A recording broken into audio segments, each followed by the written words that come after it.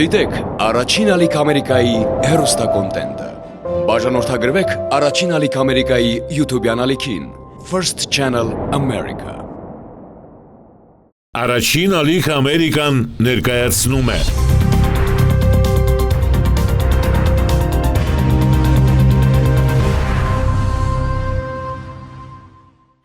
Ժամանակը տարօրինակ ընկեր է։ Այն մեզ տանում է դեպի անկախատեսելի եզրեր, բայց միշտ ստիպում է փափագել հայրենիքի մասին եւ ապրել հայրենի եզերքի հիշողություններով, այնքան ժամանակ, քանի դեռ ապրում եւ արարում ենք հայրենիքից հեռու։ Աշխարհասփյուր հայերի համար հայրենիք վերադառնալը պարզապես ճամփորդություն չէ, այլ երկար սպասված իրադարձություն, որը հայրենադարձվածներին վերամիավորում է մեր դարավոր պատմության եւ մշակույթի հետ։ Ողջույն, առաջին ալիք Ամերիկայի եթերում հայրենակիցն է եւ մենք շարունակում ենք բացահայտել աշխարհի տարբեր երկրներից հայրենիք վերադարձած մեր հայրենակիցների պատմությունները։ Այսօրվա մեր պատմության առանցքում Շեյլա Փայլյանն է։ Շեյլա, ողջույն։ Ողջույն։ Ինչպե՞ս եք։ Շատ լավ եմ։ Բարի գալուստ։ Շնորհակալություն։ Մեր նկարահանումները իրականացնում ենք ձեր տանը։ Հետաքրքիր է ձեր ծանրաբեռնված աշխատանքային առօրյան հնարավորություն տալիս է օրվա լուսավոր ժամերը անցկացնել նաև տանը։ Yes, actually it's Այո, իրականում այս բնակարանը մի հրաշալի տեղ է աշխատելու համար։ Ես սովորաբար աշխատում եմ այստեղ, երբեմն աշխատում եմ նաև սրճարաններից։ sometimes I work from a cafe. Փաստորեն այս տանը ամեն ինչ կա ձեր հանգիստ անցկացնելու համար։ Ամեն ինչ կա, այո։ Իսկ երբևէ մտածել եք հայրենիքում տուն ունենալու մասին։ Այո, I'm looking very much forward to buy. Ես շատ անհամբեր սպասում եմ այստեղ տուն ձեռք բերելուն։ Դա կլինի իմ Հայաստան տեղափոխվելու ցանկալի նպատակը եւ վերջնական փուլը։ Right now I'm renting, but I think I'm look very forward to buying. Շատ լավ, հուսով ենք հենց այդպես էլ կանեք եւ առաջարկում եմ մեր զրույցը արդեն շարունակենք խոսելով ձեր արմատների մասին, որտեղից են սերում ձեր նախնիները, ինչ է ձեզ հայտնի ձեր նախնիների մասին, ինչ ճանապարհ են նրանք անցել։ My ancestors are all from Western Armenia. Իմ նախապապերը բոլորն էլ արևմտյան Հայաստանից էին։ Ես ծնվել եմ Կանադայում։ Born in Canada. On my mother's side, Մայրիկիս կողմը Կոնիայից է, որը կենտրոնական Անատոլիայում է, իսկ հայրիկիս կողմը Մալթայից, որն ավելի շատ հարում է արևմտյան Հայաստանին։ Ինչպես ստացվեց, որ ձեր ընտանիքի անդամները ծնվեցին այդքան տարբեր տեղեր, բայց դուք ծնվեցիք Կանադայում։ well, in the 70s 70-ականներին իմ ծնողները որոշեցին լքել Թուրքիան։ Նրանք առերեսվում էին խտրականության։ Չնայած ցեղասպանության շրջան չէր, բայց դժվար էր հայ լինել Թուրքիայում։ difficult to be an Armenian. It still is a difficult. Մինչև հիմա էլ դժվար է հայ մնալ Թուրքիայում։ Այսպիսով ընտանիքս արտագաղթեց Կանադա։ Ստացվում է կանադական միջավայրը ձեր ընտանիքի համար նոր միջավայր էր, իսկ ձեզ համար հարազատ, որովհետև դուք հենց ծնվել եք այնտեղ։ Ինչպես է անցել ձեր մանկությունը Կանադայում, ինչ եք հիշում այնտեղից։ I had a happy childhood. Ես երջանիկ մանկություն եմ ունեցել։ Հաճախել եմ հայկական մանկապարտեզ, այնուհետև 5-6 տարեկանից սկսեցի հաճախել ֆրանսիական մասնավոր դպրոց ու կտրվեց կապը հայրենի, հայկական մշակույթի հետ։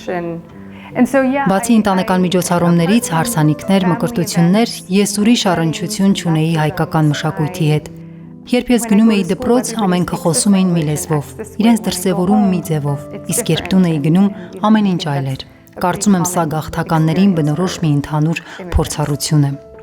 Գաղթականների կյանքը միշտ բավականին դժվար է լինում, որովհետև նրանք ստիպված են ադապտացվել, ինտեգրվել այդ նոր միջավայրին եւ արդեն այդ նույն երկրի օրենքներով շարժվել, որ նրանք տեղափոխվել են։ Այդ տարիները ձեր ընտանիքի բավականին դժվար փորձություններով լի տարիները, որոնք անցկացրել եք, հաղթահարել եք, ինչպես է ձևավորել ձեր աշխարհայացքը։ definitely I grew up watching. Անշուշտ ես մեծանում էի տեսնելով, թե ինչպես էին իմ ծնողները չարչարվում։ Միշտ կար վախ, որ ամեն ինչ նրանցից կխլեին կամ նրանք կկորցնեին ամեն ինչ։ Ուստի նրանք շատ էին աշխատում, եւ ես աշխատում էի հորս դեղատանը։ Մենք ունեինք ընտանեկան դեղատուն։ Ես սկսեցի աշխատել շատ վաղ հասակից ու գիտեմ ծանր աշխատանքի արժեքը, եւ դա ստիպեց ինձ գնահատել մի բան։ Եթե դու շատ ես աշխատում, դու իսկապես կարող ես հասնել շատ բաների։ Ուստի ծույլ լինելը տարբերակ չէ։ Դու ձգտում ես կատարելության ու պարտադիր չլինես շնորհալի։ Դու պարզապես պետք է շատ աշխատես ու կունենաս սպասված ձեռքբերումներ։ Սա միանշանակ այն է, ինչ նրանք սերմանեցին իմ մեջ։ Ինչպես ձևավորվեց ձեր կապը հայրենիքի հետ։ Ձևավորվեց եւ զարգացավ այնքան, որ դուք արդեն հայրենիք տեղափոխվելու ու արդեն հայրենիքում ապրելու որոշում կայացրեցիք։ The first time I came to Armenia was in 1997 թվականին առաջին անգամ եկա Հայաստան։ Ես 17 տարեկանն էի եւ առաջինն էի իմ ընտանիքից, ով երբևէ այցելեց Հայաստան։ Եվ կապը հայրենիքի հետ հենց այստեղից էլ սկսվեց։ Երբ ես եկա այստեղ, ես իսկապես զգացի, որ սա իմն է։ Ես պատկանում եմ այս երկրին։ Սա շատ կարևոր պահ էր։ Ես մտադիր չէի մնալ այստեղ, բայց եկա ու չեմ պատրաստվում հեռանալ։ Ես այստեղ եմ մինչև այժմ։ Այդպիսի լուրջ որոշումներ կայացնելը միշտ բավականին բարդ է լինում։ Նախ, որովհետև դու մտովի փոխում ես քո կյանքը, ապա եւ արդեն գործնական փուլում մի շարք դժվարություններ են ինձ ենթադրում։ Ինչ դժվարություններ ստիպված եղաք հաղթահարել արդեն Հայաստան տեղափոխվելու ընթացքում, Հայաստանում ինտեգրվելու ընթացքում։ The difficulties I had in moving here and Դժվարությունները, որոնց ես առերեսվեցի այստեղ լեզվի խոսակցականի անջրպետներ։ the fact that I don't speak the language very well, գրնամ խոսել, բայց գվախնամ եւ ավելի լավ գրնամ հասկանալ։ Սովորում եմ։ Վստահ եմ, որ այդ դժվարություններին զուգահեռ նաև բազում էմոցիաներ եւ ապրումներ եք ունեցել, որոնք երբևէ այլ որևէ երկրում չեք ունեցել։ Առաջարկում եմ հիշեք նաև մի քանի այդպիսի երջանիկ պահեր։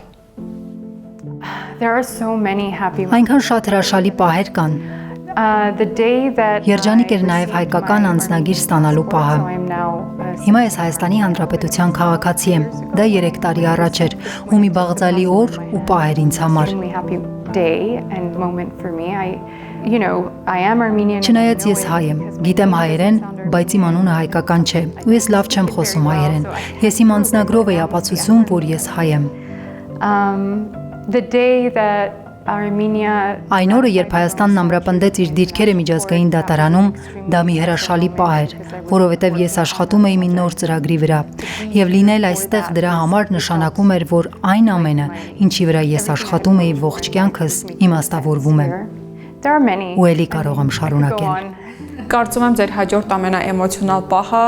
ձեր սեփական տան վկայական արդեն ձեր ձեռքում ունենալն է լինելու։ Oh yes, Այո, իսկապես այդպես է լինելու։ Այն օրը, երբ ես ստանամ իմ տան վկայականը եւ բանալին, ես մի մեծ խնջույք կկազմակերպեմ։ Այս դրական նոտայի վրա էլ սահուն անցում կատարենք ձեր կրթության եւ մասնագիտության արդեն կայացման ճանապարհը։ Դուք ընտրել եք միջազգային իրավունքի եւ մարդու իրավունքների ոլորտները։ Ինչու՞։ I ask myself this. Երբեմն ինքս ինձ տալիս եմ այդ հարցը։ Գիտեք, լինելով հայ ու հանդիսանալով ցեղասպանությունից փրկվածների հետնորդներից, ընտանիքից երկու կողմերն էլ առերեսվել են սպանդին։ Սա արտասովոր երևույթ չէ, երբ հայերը մեծանում են նմանատիպ պատմություններ լսելով։ Սա իմ վրա շատ մեծ ազդեցություն է ունեցել։ Ու երբ առաջին անգամ եկա Հայաստան 1997 թվականին, որոշեցի մի բան անել ոչ միայն Հայաստանի, այլ նաև այն մարդկանց համար, ովքեր հնարավոր է մեծանան նմանատիպ պատմություններ լսելով։ Ես որոշեցի փորձել բարձրաձայնել այս խնդիրները եւ որոշումս եղավ ընտրել միջազգային իրավունք եւ մարդու իրավունքների պաշտպանություն ոլորտը։ Այսպիսով սկսեցի պայքարել հանուն մարդկանց իրավունքների։ I think most Armenians feel that sense of justice and Կարծում եմ հայերի մեծամասնությունն ունեն արդարության ընդգծված զգացողություն, ու քանի որ մենք պայքարող տեսակ ենք ու զգացել ենք անարդարության հետևանքները, հասկանալիորեն եկել էր պահը գործնական քայլեր կատարելու համար։ do something about it professionally. Դուք ձեր մասնագիտությունը ձեռք եք բերել արտերկրում։ Ինչ տվեց ձեզ արտասահմանյան կրթությունը եւ արդյոք ձեր փորձն ու գիտելիքը, որոնք ձեռք եք բերել այնտեղ, կարողանում եք այսօր ամբողջությամբ տեղայնացնել եւ օգտագործել Հայաստանում։ Yes, absolutely. I was very fortunate. Այո, իհարկե ինձ հաջողվեց ստանալ միջազգային չափանիշներին համապատասխան կրթություն։ Ես ուսում ստացա Մաքեվան համալսարանում, այն Կանադայի ամենահեղինակավոր համալսարաններից մեկն է։ Ուսումնասիրեցի ընդհանուր եւ քաղաքացիական օրենքները, որոնք բացահայտում են աշխարհի ողջ օրենսդրական համակարգը։ Եվ քանի որ ուսումնասիրել եմ այս ոլորտը, կարող եմ այն կիրառել եւ Հայաստանում, եւ այլուր, ինչպես տեղի ունեցավ Միացյալ Նահանգներում, երբ աշխատեցի այնտեղ։ I worked with them. Իսկ Հայաստանում մարդու իրավունքների պաշտպանության տեսակետից միջազգային իրավունքի ամբողջական ներդրման անհրաժեշտություն տեսնում եք, թե այստեղ սպეციფიკան ամբողջությամբ այլ է եւ լրիվությամբ տարբեր մեխանիզմներ պետք է գործարկվեն։ Human rights, international human rights standards, they apply everywhere. Մարդու իրավունքների միջազգային ստանդարտներն ամենուր կիրառվում են հավասարապես։ Ուստի չկա տարբերություն իրավունքների միջև Հայաստանում, Ադրբեջանում կամ այլուր։ Դուք պետք է կիրառեք դրանք յուրահատուկ իրավիճակից ելնելով։ Այստեղ ավելի շատ աշխարհի դերն է կարևոր, որպեսզի վերահսկի դրանց իրականացումը, քանի որ ամենուր այն պատշաճ չէ իրագործվում։ Մենք միշտ պետք է իրազեկված լինենք դեպքից, որտեղ այն կիրառվում է։ Ամբողջ հարցը նրանում է, թե ինչպես են դրանք կիրառվում։ Եթե դուք դիտարկեք Ադրբեջանը, որտեղ գործում են մարդու իրավունքների պաշտպանության նույն ստանդարտները, ապա այնտեղ ամեն ինչ այլ կերպ է։ Հայաստանում այսօր այս ոլորտում ինչ բացեր կան եւ ինչ քայլեր են արվում այդ բացերը շտկելու ուղղությամբ։ Դուք առաջարկներ ունեք։ I do want to be clear that I think Ուզում եմ հստակ ասել, որ Հայաստանը հսկայական առաջընթաց է արձանագրել մարդու իրավունքների պաշտպանության ոլորտում, բայց անշուշտ կան բացեր։ Կարծում եմ մեկը, որ բազմիցս նկատել ու բարձրաձայնել եմ, գենդերային անհավասարությունն է։ is when it comes to gender equality. Խտրականությունը, կանանց իրավունքների անտեսումը, դրանց մասին խոսում են, սակայն այն մնում է թղթի վրա, բայց գործնականում դեռևս պատշաճ չեն իրականացվում։ Մենք պետք է լրացնենք այդ բացը։ Այո, մենք ունենք հնարավորություններ, ունենք համապատասխան անձնակազմ, բայց երբ կանանց իրավունքները ոտնահարվում են աշխատավայրում կամ տանը, զգում ես, որ կա հուսալի մեխանիզմի պակաս, որը պետք է մշակել ու ստանալ համապատասխան լուծում։ Կարծում եմ այս բացը լրացնելու համար անհրաժեշտ է կիրառել համապատասխան քայլեր, վերջ դնելու այս խախտումները։ Շայլա, ոչ մեկի համար գաղտնիք չէ, որ Հայաստանը տարածաշրջանի ամենաթեժ կետերից է եւ վերջին 35 տարիների ընթացքում բազմիցս թիրախավորվել է հակառակորդ պետության կողմից։ Այսօրվա չդադարող սպառնալիքի եւ վտանգի պայմաններում ինչ դեր եւ նշանակություն ունի միջազգային իրավունքը մեր երկրի համար։ International law for me, of course, is Որպես միջազգային կարգի դատավոր ինձ համար իհարկե միջազգային օրենքը, ինչպես նաև ազգային օրենսդրական համակարգը ծայրահեղ կարևոր գործիքներ են։ Հայաստանն ավելի շատ առնչվել է ռազմական օրենքներին, զենքերի, զինվորների եւ պատերազմների հետ կապված հարցերին, բայց միջազգային օրենսդրական համակարգը նաև տեղեկատվության ու նորմերի մասին է եւ հիմա շատ ավելի լուրջ է ընդունվում։ Համակարգված ձևով գործող աշխարհի համար, որտեղ ամեն ինչ ընթանում է հարթ եւ որտեղ յուրաքանչյուրը կարող է ապրել խաղաղ։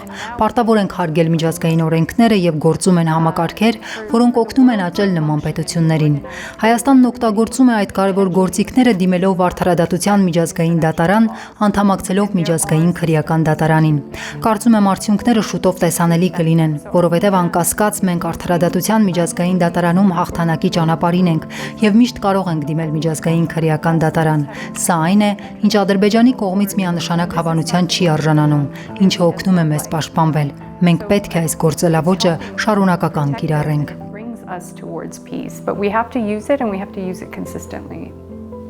Այսօր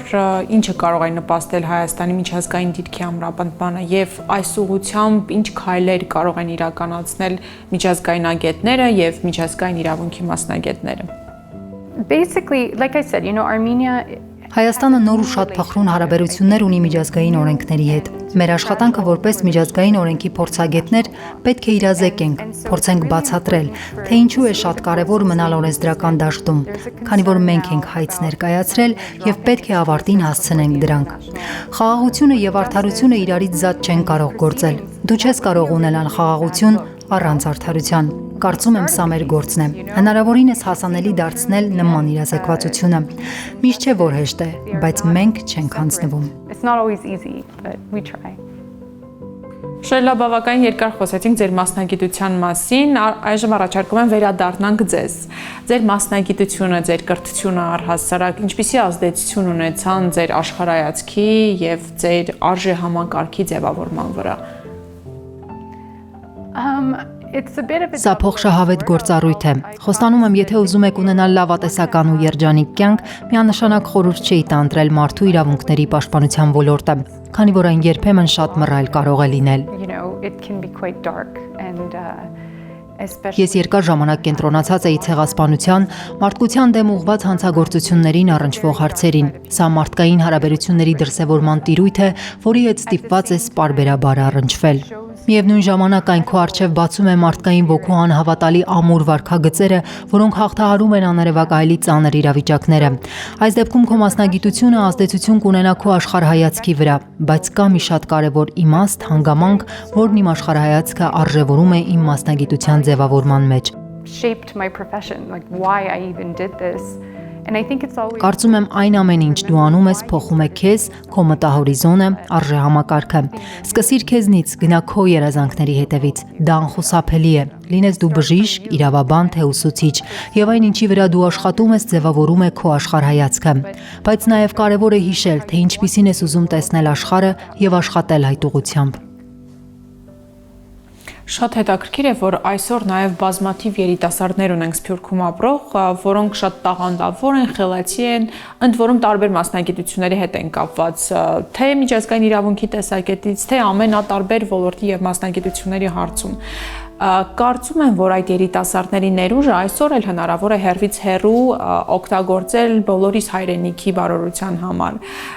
Ինչպես կարելի է ավելի արդյունավետ եւ ավելի համակարգված իրականացնել այս ամենը եւ արդյոք պետությունը նման գործառույթ ստանձնել է կանոնակարգված եւ համակարգված ձևով այս ամենը իրականացնել։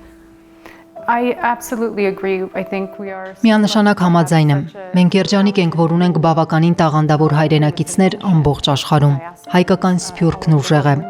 Մենք բոլորս սիրում ենք Հայաստանը եւ սա մի զգացողություն է, որ բոլորս կիսում ենք։ Եվ կավելացնեմ, որ սա մեր գլխավոր բնական ռեսուրսն է։ And I always say it's our greatest natural resource. We don't have oil. Մենք չունենք ընդերքից ժայթող նավթ։ Մենք ունենք սփյուռքահայություն, որն ավելի հզոր է։ Մի քանի տարի առաջ սփյուռքահայերս գալիս էինք սեփական նախաձեռնությամբ կամ հասարակական կազմակերպությունների միջոցով։ Հիմա ավելի շատ պետական ջանքեր են գործադրվում, որպեսզի ինտեգրումը տեղի հասարակությանը անցնի առավել սահուն կերպով։ Իրականում ոչ մի պատրվակ պետք չէ հայրենիք վերադառնալու համար։ Դա կախված է այն անհատի որոշումից, որը չի ապրում Հայաստանում։ Եթե դու ուզում ես տեղափոխվել այստեղ, դա շատ հեշտ է։ Սկզբից դժվար է թվում, սակայն իրականում շատ հեշտ է։ Ճիշտ ասած, ինձ համար դա մի շատ անհավանական փորձառություն էր։ Ինչքան շատ կարողանաք տարածել վերադարձի հրաշալի հնարավորությունը, մենք հայրենադարձները ստիպված չենք լինի աշխատանք փնտրել։ Այստեղ մենք կարող ենք հիմնադրել մեր գործը։ Սա Հայաստանն է։ Այստեղ իրականանում են քո երազանքները։ Կարծում եմ, հրաշալի կլինի, եթե ավելի շատ հայեր գիտակցեն դա։ Շայլա, այսօր Հայաստանում ինչ ծրագրերի մեջ եք ներգրաված եւ արդյոք ձեր գործունեության շրջանակը սահմանափակվում է Հայաստանի տարածքով, թե նաեւ միջազգային կառույցների հետ եք աշխատում։ Հիմնականում աշխատում եմ միջազգային կազմակերպությունների հետ, այդ թվում ՄԱԿ-ի շրջանակներում։ Խորհրդատվություններ եմ անցկացնում մարդու իրավունքների եւ միջազգային օրենքի շրջանակներում, տրամադրում համապատասխան ծառայություններ։ Դա անում եմ աշխարհի տարբեր անկյուններում։ Հայաստանում ավելի շատ ազատ գրաֆիկով եմ աշխատանք իրականացնում, կիսվում եմ իմ տեսակետներով, դիտարկումներով կամ այլ հարցերով։ Ավելի շատ աշխատում եմ միջազգային ասպարեզում, ինչը իրականացնում եմ ապրելով Հայաստանում։ And I do it based here. Դուք ունեք անձնական ծանոթներ արտասահմանում, որոնց ծանոթացրել եք Հայաստանի հետ։ Many. Այո, շատ։ Ես այնքան շատ ծանոթներ ունեմ, ովքեր անհամբեր սպասում են Հայաստան այցելելուն։ Ընդամենը 2 շաբաթ առաջ հյուրընկալեցի իմ նախկին գործընկերուհուն, շվեյցարուհի, որն ապրում է Աֆրիկայում։ Նա եկավ Հայաստան արձակուրդը վայելելու։ Ամեն անգամ, երբ ընկերներիցս որևէ մեկը գալիս է Հայաստան, նրանք միանգամից սիրահարվում են բնությանը, մշակույթին։ Նույնիսկ շատերը մտածում են այստեղ տեղափոխվելու մասին, անգամ Հայաստանի հյուսիսային հատված։ Հայաստանը մի վայր է, որտեղ իրականանում են երազանքները։ Ընկերներիցս շատերը ոգեշնչվել են իմ օրինակից։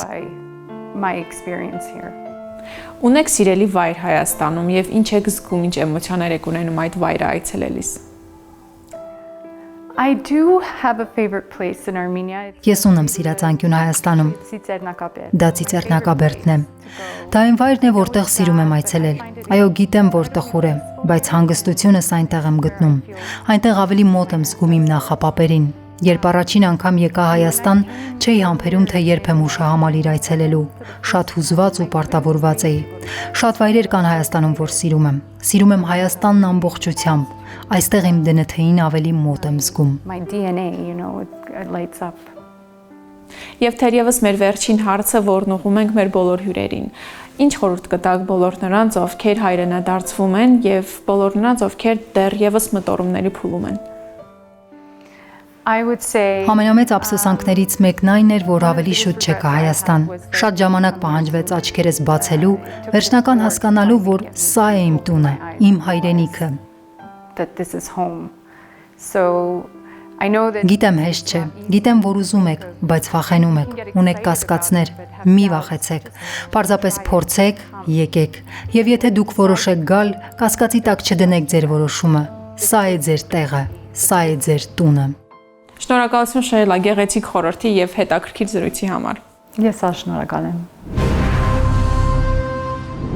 Շայլա Փալյանի պատմությունը հայրենիք վերադարձած մեր բազմաթիվ հայրենակիցների մարտահրավերներով լի պատմություններից է, որը միավորվելով նմանատիպ պատմություններին դառնում է վառ եւ բազմաբովանդակ կտավի ներկապնակի անբաժանելի մասնիկը։